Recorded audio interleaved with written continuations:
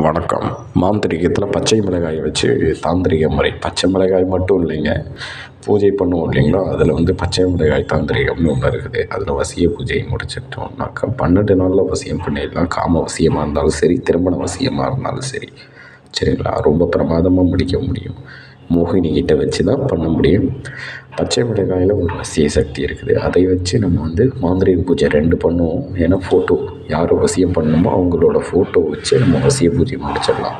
அந்த பூஜை முடிச்சுட்டு அந்த பச்சை மிளகாய் மோகினிக்கு 2 தீர்த்தம் சேர்த்து படைக்கிற மாரி வரும். அவ்வளோ பிரமாதமாக வேலை செய்யும். சரிங்களா, எப்பேற்பட்ட ஆணாக இருந்தாலும் சரி, பெண்ணாக இருந்தாலும் சரி, பிரமாதமான முறையில் வசியம் பண்ண முடியும்.